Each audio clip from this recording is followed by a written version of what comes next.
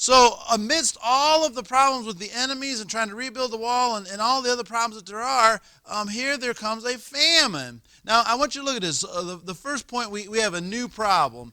And the problem is the economy, if you will, has bottomed out. And in this day and time, there weren't factories and all of the things that we have today where they were. Most of their work was in agriculture. And so you just imagine when all of the economy is in agriculture and there's a dearth and you can't have any agriculture, you're going to have a problem, right? And so there's not enough food. If you look in verse number 2, first in verse number 1, it says the cry of the people, it came. So they started to go into Nehemiah and to the leaders and saying, we've got a problem. The people were upset. The wives were upset. I underlined that in my Bible, and I'm not going to say much about it, but it wasn't just the men that were upset. The wives were upset, right? And so right then we know Nehemiah's got his hands full. But moving right along, it says that if you look in verse number 2, it says, let me just kind of translate what that says to you. They weren't out buying campers and boats and trucks and toys. They said just to be able to stay alive is what they were trying to do. Just to be able to feed our kids so they don't starve to death. That's what we're after. We're not out trying to get some big fancy material thing. We're just trying to stay alive. And look what it says. They literally mortgaged, if you will. They put up good just to feed their kids so their kids didn't starve to death. That's a problem, right? I mean, it's a problem. So they're doing that. And then it says, but the interest rate was so high that though they were starving to death and though they were putting up everything they had, it still wasn't enough. And then if that wasn't bad enough, we had high taxes. Verse number 4, we had to borrow money to pay our taxes. I mean, it's just a bad situation. I'm reading this and I'm thinking it just sounds like what we hear sometimes in our presidential campaigns. So we've got high interest rates, we've got a bad economy, we've got a dearth in the land, and we've got people that are taking advantage of the poor, and they're all mortgaging themselves over. And in this day and age, it worked a little differently than it does now. But if you remember the story in when Joseph was prime minister of Egypt, and everyone was coming to him, and they first came to him and said there's going to be 7 years of famine. So first they came and they said, well, you know, we'll give you our animals, and then we'll give you our land, and then we'll give you our. And what it was is they just kept giving everything they had until they pretty much said, now there's nothing left we have to give to you. We've given you all there is, and that's kind of what's going on here. They've offered up their land, they've offered up everything, and literally the other people are taking their land away from them. So just imagine all of us here. The economy gets so bad, we can't feed our families. And we take everything we've got, all of our material possessions and everything we've got, and we have to give it just to be able to put food on the table. That's kind of the situation we got, okay? Pretty serious situation, right? And as the title is, it's how life goes. So we got some pretty big problems here with the economy, with the situation here, and probably one of the most heartbreaking things in this story is that those who were well off were taking advantage of the situation, right? So there's dearth in the land, and those who have wealth are saying, this is our opportunity to really get ahead of things. Those poor people, they can't do anything, and when this is all said and done, we'll have everything they've got. We'll have their houses, we'll have their land, we'll have their children, we'll have all their family. We'll own everything because we're in a position to do so. And so they begin to say, yeah, sure, I'll lend you some money, but it's going to be at an extravagant interest rate. And next thing you know, they owned everything. And you know, that's wrong no matter how you look at it. That's wrong no matter how you look at it. But in this story, it's doubly wrong because it was their brothers that was doing it to them. Is anybody seeing the picture here? It was their brothers that was doing it to them. In other words, it wasn't some stranger over. It was their kinfolk. It was the Jews that were doing it to them. The rich Jews were charging the poor Jews because of this bad situation, and it was putting them in a horrible place, and they began to cry out, we've got a problem here. So that's the problem. I want you to think about leadership's responsibility. I just want you to think about old Nehemiah. Here he's trying to build a wall. Here he's got the enemies attacking him. Here he's got his guys out there holding a spear in one hand and they're trying to lay block with the other. Here he's got all these problems going on, all these headaches, and all of a sudden it comes to him and it says, listen, the people are really, really upset. They're offering up everything they've got just to try and stay alive. It's a bad situation. You're going to have to do something about it. So he's going to have to fix this problem before he can go on. But let's look at the responsibilities. So there's a bad problem here. Let's look at the responsibilities of leadership. And if you think about it, and even in the church and in our culture and society as well, but if you think about it, often there are problems that come up, and the people will cry out for help because they can't help themselves. And these people here, they couldn't help themselves. They didn't have the finances. They didn't have the power, the clout. They didn't have anything. And so they cried out, Nehemiah, save us, help us. We're starving here. We're losing everything we have. You're going to have to do something.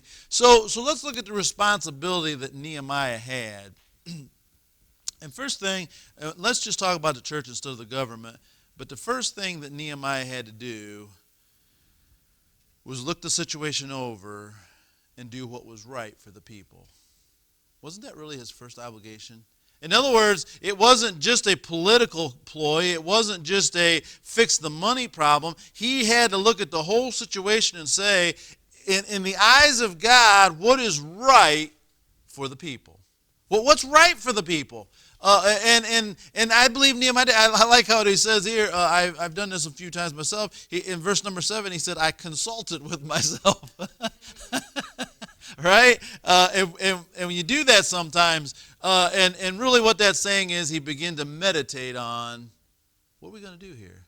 He's thinking it over. He's looking at it. He's got these rich people taking advantage of these poor people, and it's just a terrible situation, and they're starving to death, and it's just a bad situation. So first thing they've got to do is they've got to do what's right by the people. So in other words, Nehemiah couldn't remember his buddies that were over there doing well, and he couldn't remember maybe what the easy route out. He had to look at it, and he had to say, I am responsible for all these people. There's a problem here. How do I do what is right for all the people? So then we look in verse number 7, it says that Nehemiah rebuked the nobles and the rulers.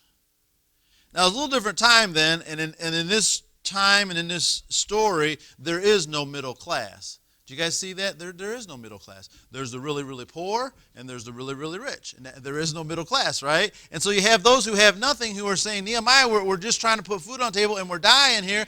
And we have those who are very well off, the nobles and the rulers, and they're very, very wealthy, and they're doing very, very well. And so again, the easier thing for Nehemiah to have done would have sided with the nobles.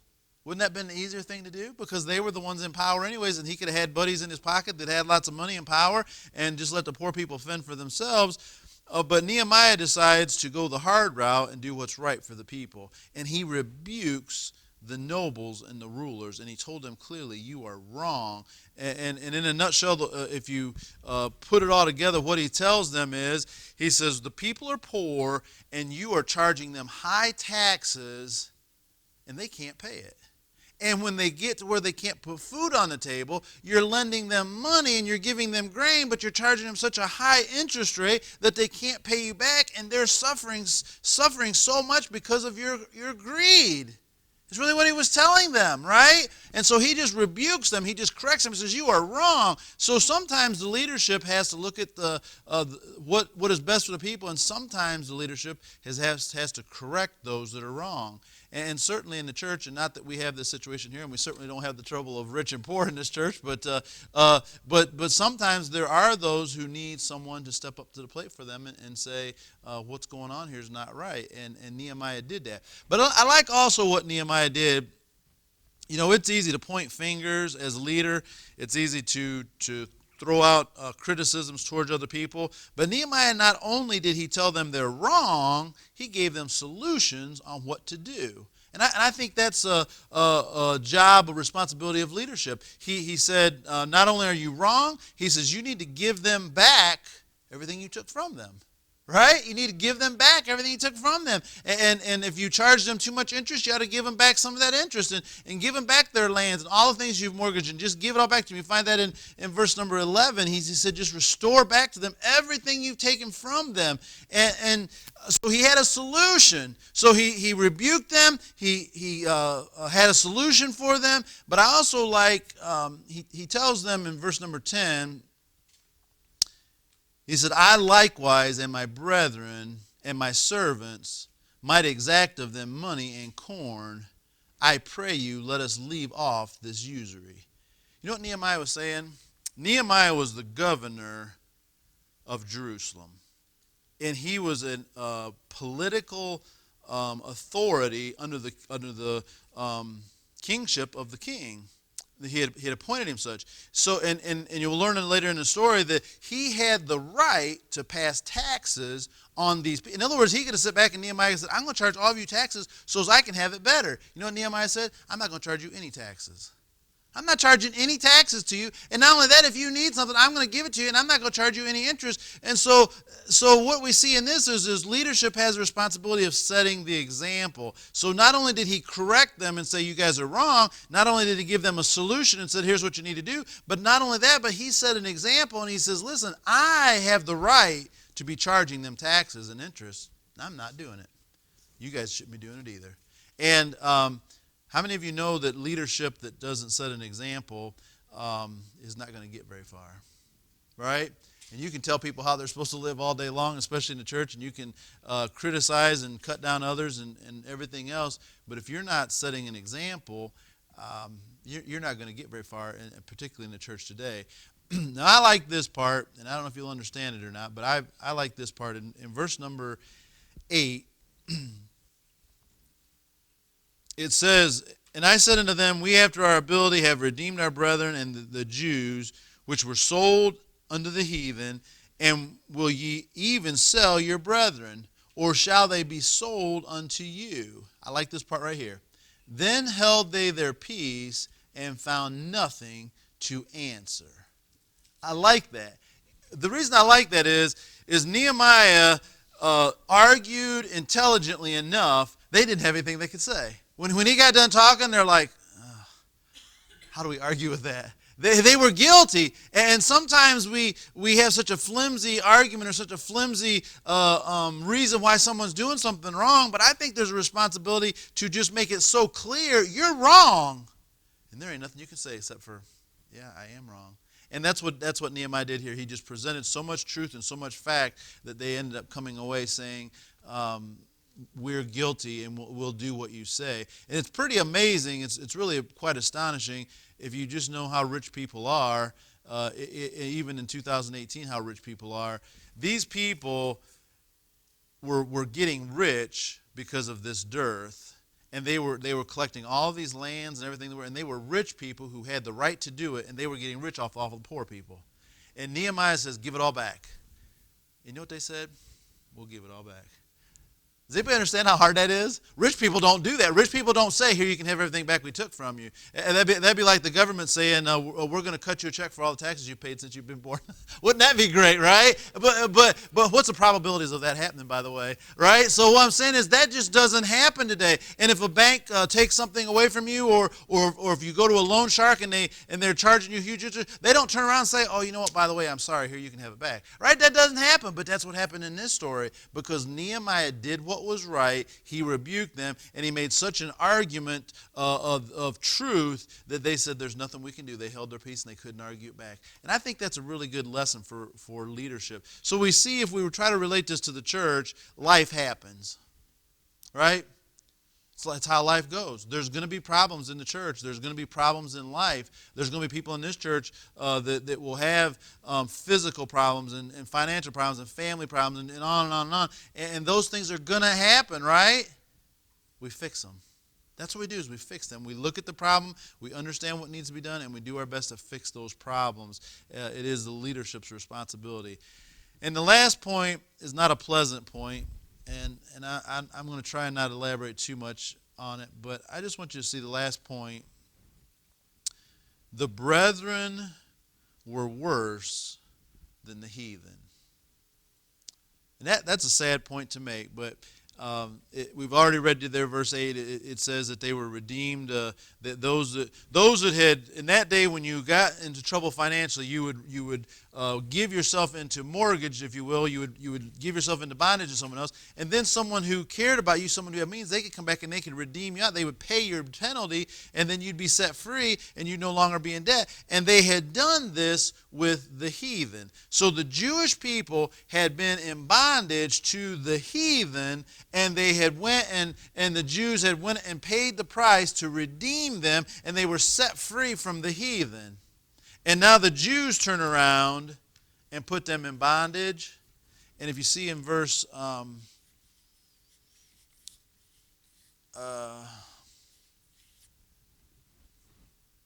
think it's maybe verse 5 there somewhere. It speaks of them being not able to. In verse number 5 down towards the bottom. Neither is it in our power to redeem them, for others have our lands and vineyards. Their brethren made it so they could not be redeemed.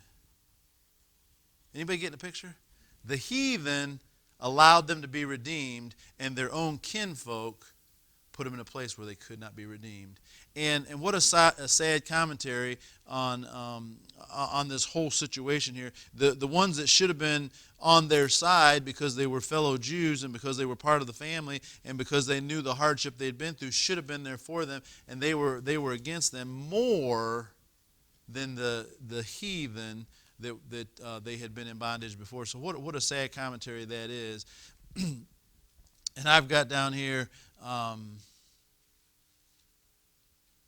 there was a need to be redeemed from the brethren. And sometimes there's a need for that in the church, isn't there? Sometimes there's a need for that in the church. Sometimes we can be more, and thank God we don't see that in this church. And I just want to say that we don't see that in this church, and we haven't for a long time. And I praise God for that. But if you've been around church, you'll know that is a part of church.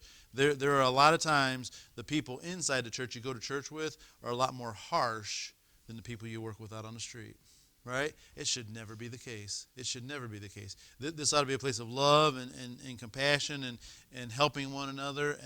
And there should never, ever be the time when we're treated worse when we come to the house of God than we are when we're out there in the world. So again, life happens. We deal with it.